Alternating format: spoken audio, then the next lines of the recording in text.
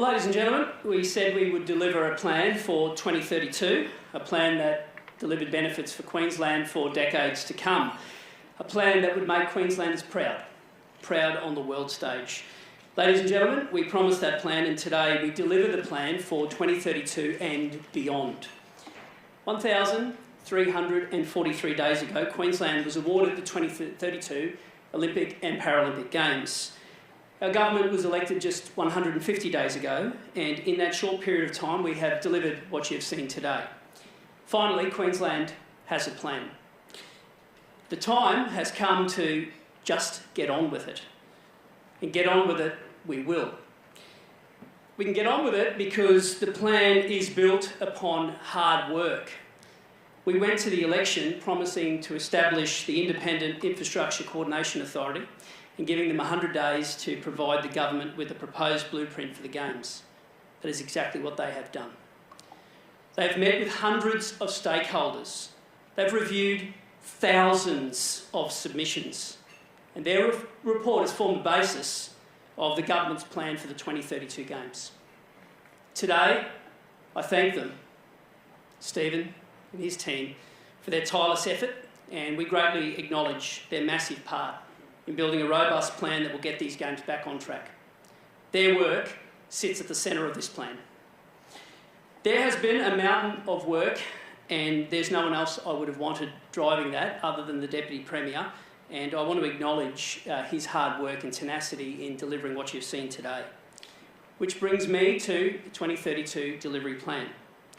Ladies and gentlemen, at the centre of the plan will be a Brisbane stadium built at Victoria Park.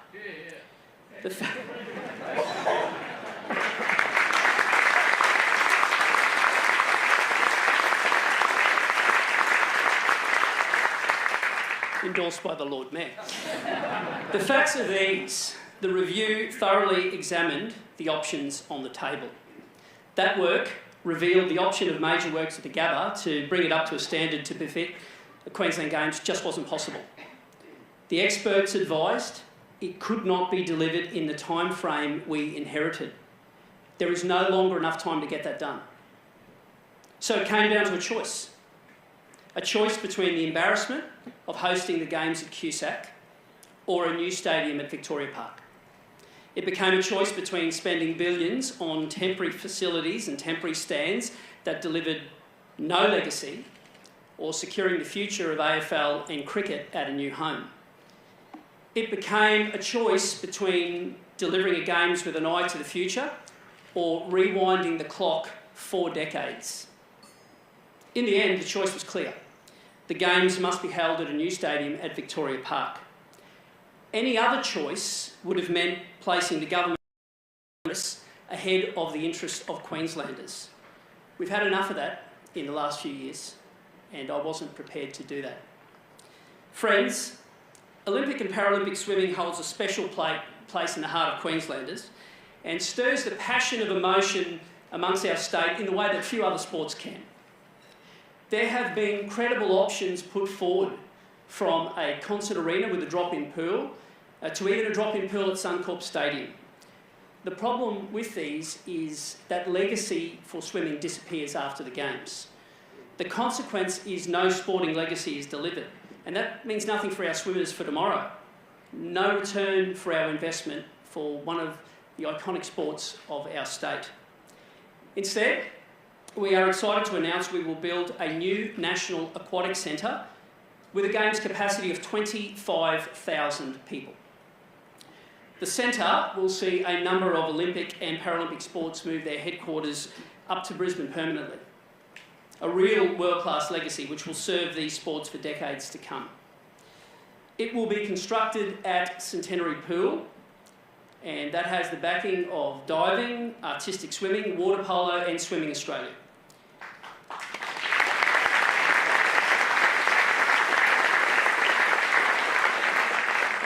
That's delivering legacy for the future, and I confirm it will be the best aquatic centre in the globe.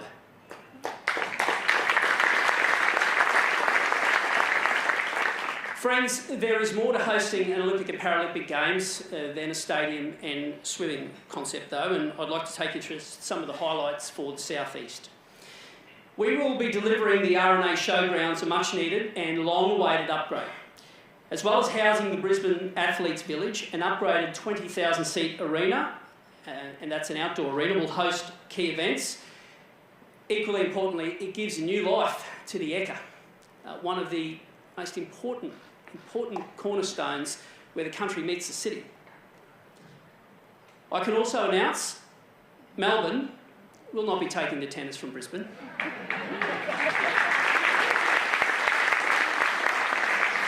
Not on our watch. A major upgrade of the Queensland Tennis Centre will include a new 3,000 seat show court arena and 12 new match courts, which, in addition to the Pat Rafter Arena, will bring even more tournaments to Brisbane. Which brings me to the future of Brisbane Live. Let me be clear. Brisbane needs a world-class Brisbane Arena in the CBD, full stop. The independent authority had to be guided by agreements put in place for the funding from the federal government. So the review couldn't consider the merits of the arena being privately funded. The government's decision not to proceed with the arena as part of the Games plan does not mean the death of Brisbane Arena, far from it. What it does mean is an opportunity to put the $2.5 billion the federal government has budgeted towards other infrastructure, including the Brisbane Stadium, the swimming, the tennis, the National Aquatic Centre, and that's just to name a few. What it means is we can reduce the burden on taxpayers. I can reveal today the state government has seen offers from the private sector to build a Brisbane arena for the fraction of cost for taxpayers. To my mind, this development is a game changer and proof there would be no value to Australian and Queensland taxpayers to spend $2.5 billion on a Brisbane Live arena when the private sector is willing to engage with us to deliver one. To show how serious we are about progressing plans with the private sector, today I officially announce our government will move the new Brisbane Arena priority site from Roma Street to the vacant GoPrint site at Woolloongabba, and we will proceed immediately with a market-led proposal. The vision our government has beyond the Games also includes the Gabba coming down to make way for urban renewal beside a world-class arena. Wouldn't it be amazing to see the Australian cricket team win gold at an Olympic final, the Gabba's swan song?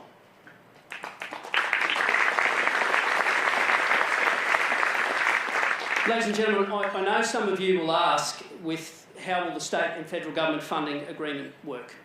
To that I say this, these Games are fully funded and I'm confident our delivery plan makes financial sense and will deliver a legacy long beyond the Games and a legacy in that allocated funding window.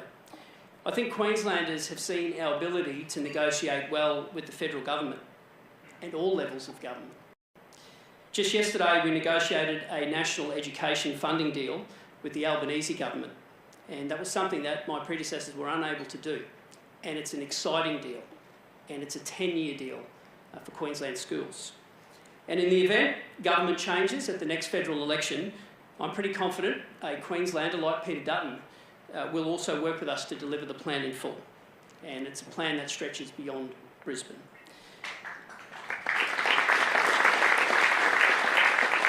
I want to touch across South East Queensland now and some of the existing venues that will play a major part as we promised.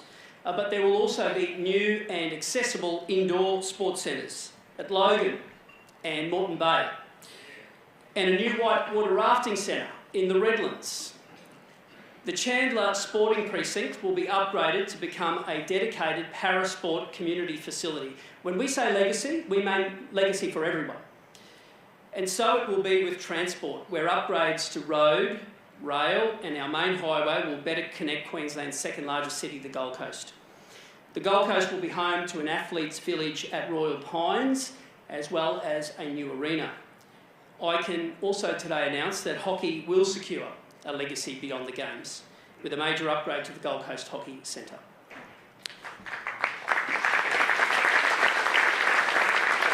And that brings me to Toowoomba, and today I can announce the beautiful city, which is home to our treasurer, will see its famous showgrounds transformed into an equestrian centre of excellence. and that will host the 2032 Games equestrian events.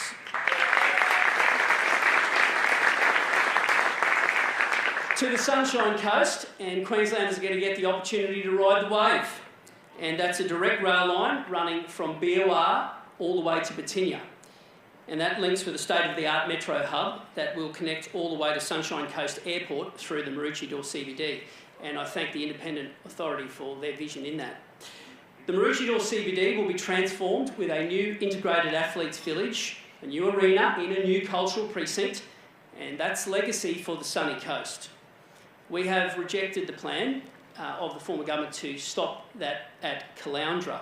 We listened to the local community who told us they didn't want their town turned into a car park. The wave will ensure that does not happen.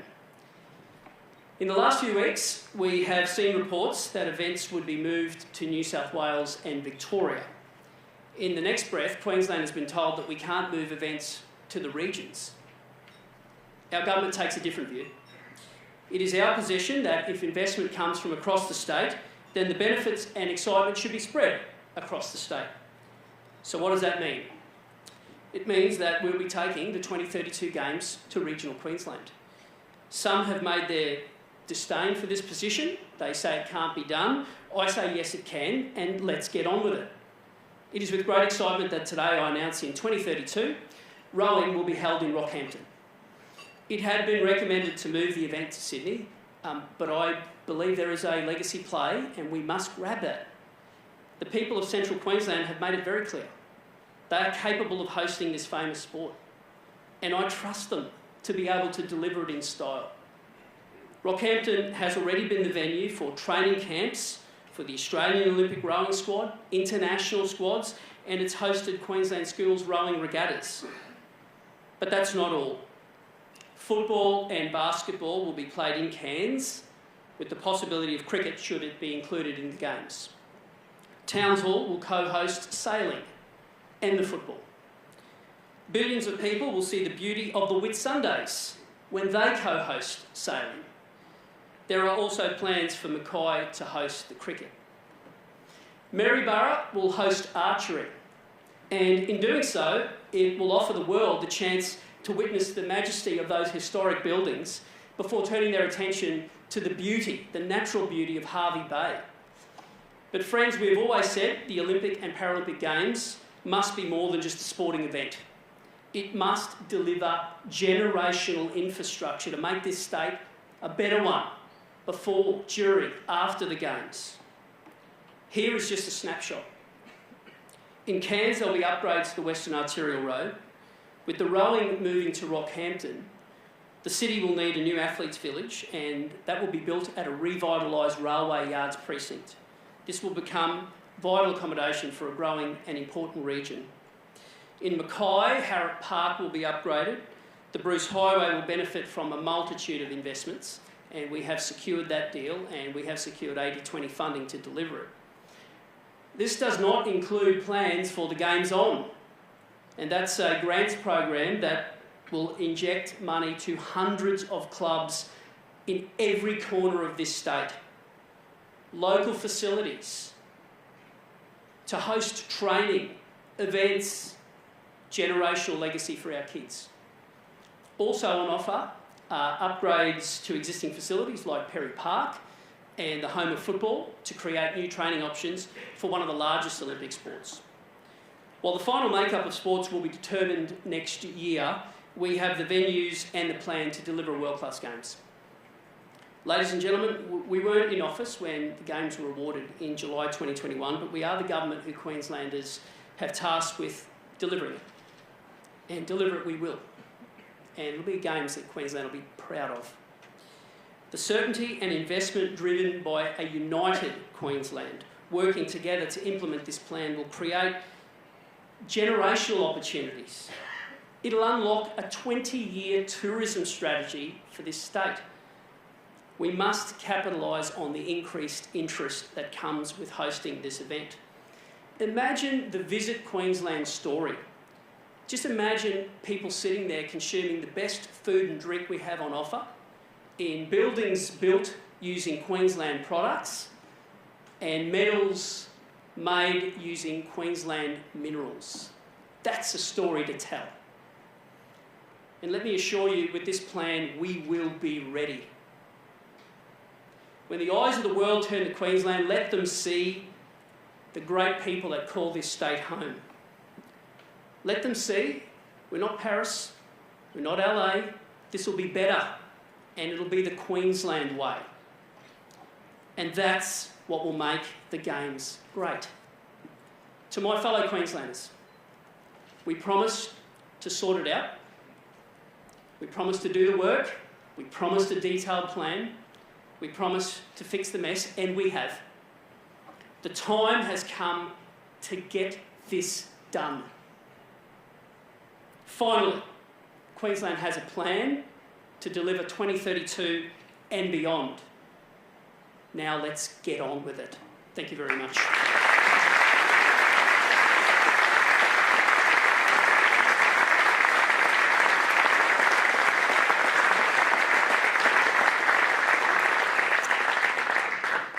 Thank you to Deputy Premier Jared Blay earlier and the Queensland Premier David Crisafulli. There you have it, the announcement we've all been waiting for. Confirmation of a new stadium at Victoria Park and a new National Aquatic Centre with 25,000 seats at Centenary Pool, which the Premier says will be the best in the globe. But for more on this announcement and the venues for the Brisbane 2032, joining the Premier on stage now is Courier Mail editor Chris Jones. Thank you, Liz. Thank you, Premier. Did I pick up in your voice when you started to speak after that video a little bit of emotion? It's pretty special. The Shield final, that 95-96 moment is pretty special, isn't it? But yeah, it's all that's great about this state. But if it's one message, it's that we always find a way. We find a way in floods, we find a way to win when people say we can't, and that's what this is about. And there's been a lot of people who invested in this, and I'm not just talking about people in sports, in the sports field. There's a lot of people who invested in this to get it right, and we put a lot of work into it, but it'll deliver what we need to. Yeah, and we've spoken a lot about days. You spoke about this as day 150 of your government. It's 1,343 days since we were awarded the Games. There are only 2,677 days to go. Along the way, we've had a few 100-day reviews. We've just had the last one, and we've heard what a great job the review team did. And look, I think, as we said on our front page today, absolutely, and thank you for stealing our line, it's time to let the Games begin and just get on with it, all right? So good on you. Didn't you steal it from us? But I do have a few questions. You told me on stage at Future Brisbane in November, the last time you were here, when you announced the review, that the reason we were in the mess that we were in, nothing's happened, is because there were too many decisions being made by the politicians. And since then we've had that review. You're going to release a report today, and what Queenslanders will see is that you haven't accepted all of the recommendations. You've made some big calls that run different to what they recommended. Why have you done that? Why have you allowed the politicians to get involved again? But at the heart of the review forms the basis of what this plan is. And it was the review that showed us that the Gabba wasn't an option to proceed. Now, that was always my preference, but clearly it can't be done. So this review does form the basis of it, and as the Deputy Premier says, the vast majority of those recommendations have been accepted. But ultimately, I have to be accountable to Queenslanders, and I said on stage that day that I did want to take the politics out, and we have. I've let some of the most eminent Queenslanders be able to put forward recommendations, and they're good recommendations, and ultimately I have to make a final call, and the decision we've made will enable us to deliver a world-class Games, will enable every square inch of this state to benefit in some capacity. And if you have a look at the review, which you will see, we won't, my view is always about, if you believe in transparency, you put information out, you allow people to see why you made a decision, you will see overwhelmingly that their review does form the basis of us going forward. Accountable to Queenslanders. You also told Queenslanders several times, many times, through the election campaign, leading into the election, that there would be no new stadium. How are you going to walk through that one? By being honest and copping that on the chin. You're right. And I have to own that, and I will. and I am sorry. And it's my decision, and I accept that decision. But I'm also going to release what's in this, and having known now that it is just not possible without, you've got two key tenants in the Lions and the Bulls, it is not possible to deliver that with that dislocation in this period of time. So I have to be open and honest with Queenslanders. But in the end, it was a choice, and there was a choice to make, and the choice was between QSAC and a new stadium. And I know which one would have been politically easier for me to make, but I've made the right choice. And I've made the choice that Queenslanders will see, and they will see why we made it. And I wasn't prepared to take the politically easy option when the truth is that wouldn't be at the benefit of the state. And so, yeah, I accept it. Absolutely I do. But it's the right call. And I've given people the reasons why we had to make that call. Surely you knew that leading into the campaign. When you were saying that, you weren't living in a vacuum. We could see the warts on QSAC. We knew the troubles with Gabba. We understood the issues with displacement for the Lions and cricket. I did believe we had time. I did. And some of the best people in infrastructure delivery have said we don't. And I can't run the risk of a venue not being ready on the world stage. That would be something we couldn't recover from. And likewise, I don't believe in going to put a venue out at Nathan and winding the clock back to 1982. I just think that's short-termism, and then rip down those stands and all, move on. That's rubbish. What we've got here is a plan for generational infrastructure, and a plan for every bit of Queensland. Queenslanders can see this is a wholesome plan that gives people an opportunity, but it also it will enable, when the eyes of the world are on us, to stick our chest out and be proud. Now, the big question is around the arena. So the feds want to guarantee it in terms of funding it fully by taxpayers. You're taking the different approach of splitting that money up to fund some of these other things, and then you think, and you said in your speech, that there are some private proponents who would come aboard and deliver this at minimal taxpayer cost. Firstly, how are you going to get the Prime Minister over the line? Because as late as this morning, he's on TV saying, no, I'm going to deliver the arena with the money that I've set aside in the budget. Yeah, but as late as 48 hours ago, people said he wouldn't agree to my education deal. And I was at Canberra yesterday collecting the money, and I brought it back here today. So you're going to do it through cannoli diplomacy? Well, it's not just cannoli, it's coffee as well. Look, I think we've demonstrated a good ability to work with people, regardless of their politics, regardless of the level of government. I think we've shown that. And it just wouldn't make sense. It wouldn't make sense to spend money on something that the private sector would invest in. And that information has come to light. Now, the Independent Infrastructure Authority delivered according to the terms of reference. We believe that the federal government will work with us. We do. We genuinely do. And if you have a look at it, it is fully funded. Their money is in the budget, and you'll see it tonight. And I think we'll make a pretty credible case. We can stay within budget, and we can use our land and our planning powers to be able to deliver something generational. And I think there'll be a feeding frenzy of people who want to get on board. Why wouldn't you? It's the best block of land there is, and it can create something special, and it's special over a long period of time. And I think with a combination of good planning, a good deal, I'm pretty confident that Queenslanders will see something they're really, really proud of, and we can stick to the budget, which is something that I also looked Queenslanders in the eye and said I do, and it's important that we do. Now, planning powers you mentioned there is probably the key point. What are you talking about in terms of how you'd rezone that Gabba? It's already a PDA. We want to put a PDA over the entire site and work with council, work with the private sector, and get some real mixed use and some real energy there. It's a cracking site. Have you got Peter Dutton lined up after the election if he wins? Look, people in this room won't be under any illusion as to who I'm backing in the federal campaign, and I said that yesterday standing beside the Prime Minister in his courtyard.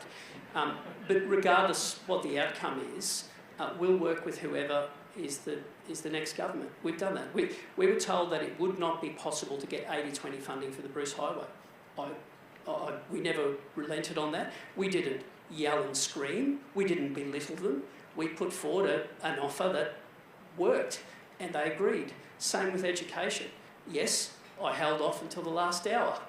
Today's their budget. But not many states secured the deal that we did. And again, didn't do it by yelling and screaming at the Prime Minister. I put forward why Queensland kids deserve a good funding arrangement. We're the most decentralised state. We've got rural and regional areas. We've got a high Indigenous population who need education. I mounted that case, and on the back of it, we got a good deal. And that's what can happen when you strike the balance of not being a patsy, but not being overtly political. And I think I've struck that balance okay. I'll just give a shout out to the Corriemales Help Our Highway campaign as well for the Bruce Highway outcome. But anyway, in passing. Well, hey, so the arena, Brisbane Arena. I wouldn't be sitting here in front of you 98 logos if I wasn't a little bit... You've counted them, good. The Brisbane Arena, you're saying it needs to be funded by the private sector. But on the Gold Coast, where your electorate is, and on the Sunshine Coast, where the Deputy Premier's electorate is, under this plan you are funding arenas. How do those things balance up? Well, that's not the case, and Tom's here. And Tom, who's funding your arena? Thank you. Anyway, well, that's 1 David, 0 Chris. But anyway, but regarding the Sunny Coast, you're right, but there's an opportunity, and what the Deputy Premier has done is there is an opportunity with an athletes' village there to create something really special, and obviously there'll be some commercial argy-bargy in there. But I'm not saying that there can't be a contribution made by a state government to get the arena out of the ground. We're not giving over, a small parcel of land somewhere in the back blocks of the universe. It's a pretty important part of parcel land, and I think there's a pretty reasonable value with that. And I'm very confident that we can deliver something that is world class. And best of all, we can make sure that Queensland taxpayers don't have to foot the bill for it, and that we can work with the federal government, and we're not asking for $1 extra. We can do this in the budget, and I've communicated that yesterday with the Prime Minister.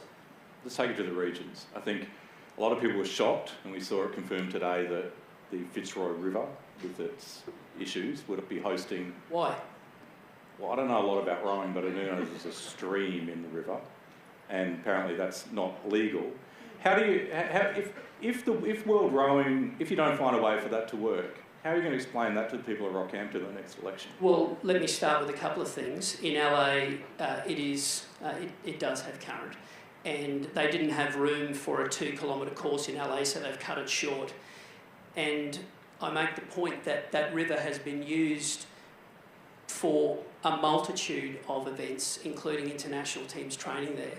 And there's kids on that river every other weekend. So if it's good enough for Central Queensland kids, I reckon it's good enough for Pierre from Paris.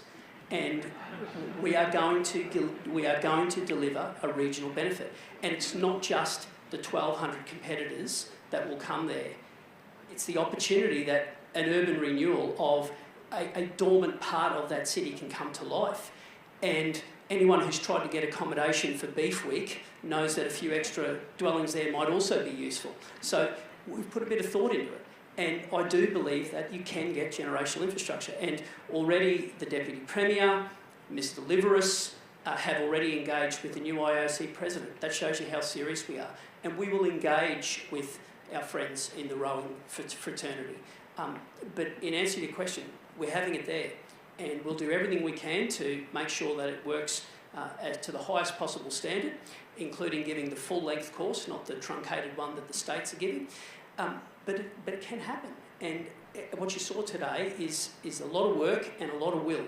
And I'm very confident that we're going to put on one hell of a show. I can't wait for the interview with Pierre from Paris on that one. If we move to Maryborough, the surprise today was that you are going to have archery there. What is it about Maryborough? The last government made up a job called Assistant Minister for Train Manufacturing and gave it to the local member for Maryborough, and you've just given them the Olympics archery tournament. Well, we're not going to have an Assistant Minister for Archery, so that'll be music to your ears. I look at Maryborough and I see some of the greatest collection of heritage buildings that we've got in the state, and I reckon the backdrop of that is something special and worth selling. And if you combine it with Harvey Bay, that's 20 minutes away, you've got accommodation and you've got some great visibility there. So archery is not a massive sport. You're dealing with somewhere just north of 100 competitors, but it's symbolically strong, and there's the opportunity for something that looks really beautiful. And I want to sell the Queensland story.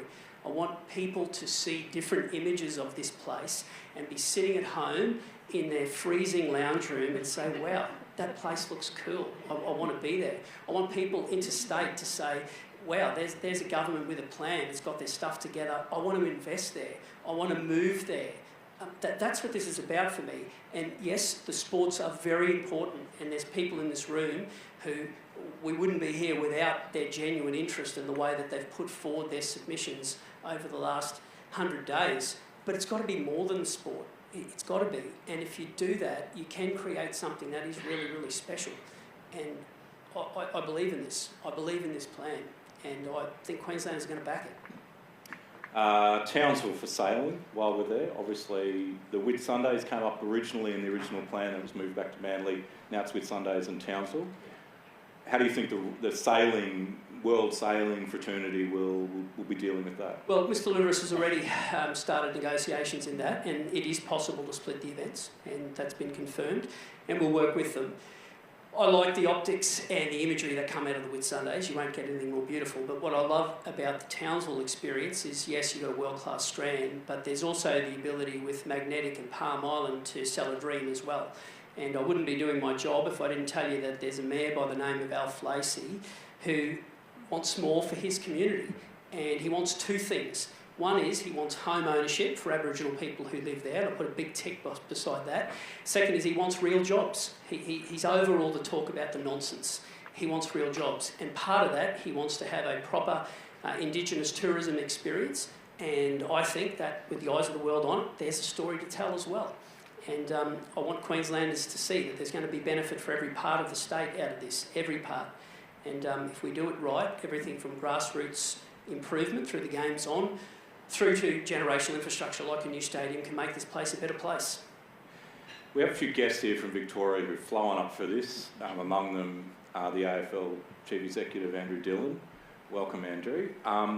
The Dan Andrews, with the Commonwealth Games, where that went sideways and he had to end up cancelling it, was when, as a politician, he started to add more and more regional cities to the plan, and the costs escalated. We know from the review that the parliamentary inquiry did that the biggest challenge was the overlay and all these different sites. How do you possibly keep this under budget? Have you done that work, or are you just thinking about venues and ticking the box for Townsville, Maryborough, Cairns, Rockhampton? No, we will keep it under budget, and I'm a big believer in setting ministerial accountability. In answer to your question, that's not what Dan Andrews did. Dan Andrews completely and utterly scrapped the plan and said that it'd be entirely based in regional areas. That's not what we're suggesting at all. We're suggesting about making sure we can play to people's strengths. The overwhelming majority of events are here, and we're not trying to change that. That's what it should be.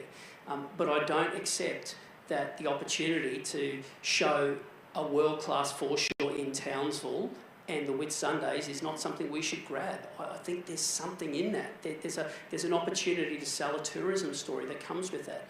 And I likewise with those other opportunities to host football in Cairns, and if we get cricket, and surely if they have cricket in 28 in the States, you'd want to hope they have it in Australia in 32.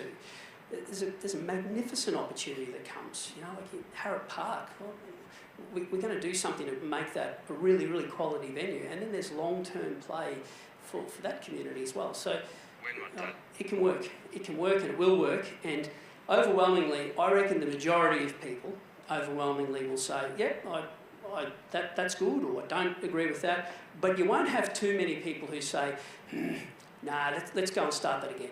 People say to me, get on with it. And one thing that I want this room to know, and I had this position when I was in a different role, when I was leader of the opposition, and it would have been very easy for me to say, it's all wasted time and we can't get it done. I always said we have time. I always said. And if you turn the clock back to Sydney didn't get awarded the games until 93.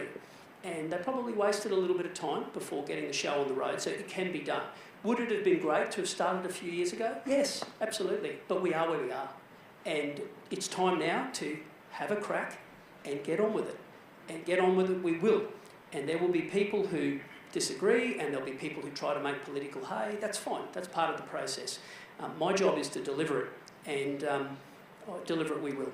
Now, you've done what all politicians do, and you've been watching the countdown clock, and you've given me a really long answer as we come towards the end. But guess what? It's my event. All right. I've got a couple more questions for you. Okay. So the clock means nothing to you? It's a guide. You've delivered a brand new stadium here, 60,000 seat stadium. 63,000 seats for Legacy though. For AFL and for cricket at no cost to AFL and cricket. What is in this master plan for your favourite sport and our state's favourite sport of rugby league? Thank you to the rugby league person in the room. Well, Suncorp Stadium is a world-class stadium, and we're not going to let it wither on the vine ahead of 2032. So let's be clear about that, and it will continue to be a world-class stadium, and we will invest in it. But the Gabba's a different proposition. The Gabba is at its end of life. It hasn't been well maintained, and we do need a stadium to host this great show. And there is an opportunity for legacy play. And great that Andrew is here, and Andrew and I will continue to arm wrestle about what the future looks like and some benefits that can come to Queenslanders. And I'll, might even arm wrestle Mike Baird, who's here from cricket as well. There's no free pass for those two. So they're going to have to do some good things for Queensland as well, and we've begun that process. But in terms of rugby league, have a look at the first round of Games On program that Tim Mander has led. There is a hell of a lot of funding in there for junior rugby league clubs. You might know he was a rugby league referee. He was the rugby league referee that cost the Cowboys a grand final against the West Tigers. And I have reminded him about the 7-tackle set for a long time. But Tim's driven what a good grassroots plan looks like, and I want it to be right across the state as well. I want to make sure that kids in regional areas can see the benefit of this. Now, I haven't read this. I assume you're going to be walking around holding it like this for the next few months, as politicians do. Yes. But what I didn't see in your video was any mention of the Paralympics High Performance Centre. Is that still in the plan? What is the plan for Paralympics here in terms of legacy? Well, I'm glad you're listening, Chris. I said that in my speech. It's going to be at Chandler. And I want to make sure that the Paralympians understand that this is going to be a long-term legacy for them. So you bet they're going to get it. But it's not just about the centre. What the development of the Games can do is about creating generational infrastructure that can be beneficial for people all the time. I mentioned Logan and Moreton Bay, and I saw the mayors as I walked in. That venue will be accessible. It's important. I look at a city like the Gold Coast, and it's a young city. The opportunities that come with doing venues that are disability compliant and making sure that we're developing things that are disability compliant. There's a real play economically long term for us in that as well, but across the board. If you don't believe you should be doing it for compassionate reasons, and you should, do it for economic reasons. The long term, in an ageing society, in a society where people are struggling with disabilities, there's an economic benefit for being in destinations of choice as well. And I think this can really benefit in making sure that we develop things that are disability compliant into the future. The speech I did listen to very carefully, how could you not, was the Deputy Premier's. And in it he said... You understand we have a relationship. Cop, bad cop, you get that, right? I get that. I wanted to see the Elvis costume coming out later, Jared. Only if you ask. No, but the Deputy Premier is talking about there hasn't been a sod turned. So my last question, I think the question everyone's got in this room is, when now, we've got the plan, when will we see a sod turned? Really quickly. And there's a bloke sitting here who wants to get cracking on an arena. There's 2 mayors who want to get cracking on their facility. And I can assure you, we are going to begin immediately. And we are going to remove whatever roadblocks it comes, but we are going to get on with it.